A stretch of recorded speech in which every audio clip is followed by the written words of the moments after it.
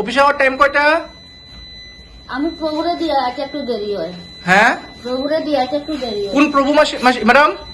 কৃষ্ণ। মানে আপনি ঠাকুর পূজা দিয়ে আইছেন নাকি?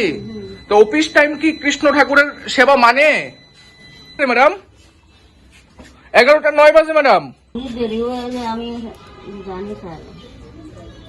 বেলা বাজে 11টা 10। আপনি এখন আইছেন অফিসে ম্যাডাম? হ্যাঁ, কটার সময় অফিসে আওয়ার টাইম ম্যাডাম? 10টা। আপনার কি এখন অফিসে আওয়ার টাইম? ম্যাডাম কিছু জিজ্ঞেস করতেছে আপনারে।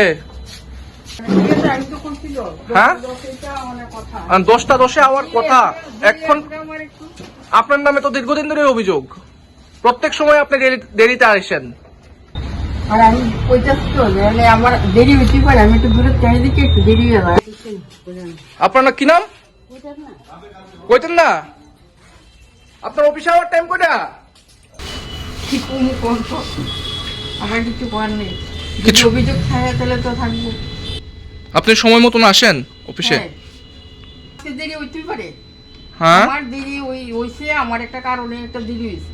আমি অস্বীকার করতেছি না তো। আমি যদি অস্বীকার করতাম তাহলে বলে আমার অস্বীকার করছি। আমি তো আইছি আধা ঘন্টা হইব। আচ্ছা, ওখানে আইসা না? ওখানে আইছে না। ও অফিসের টাইম কখনে 9টা থেকে তো অফিস আরম্ভ।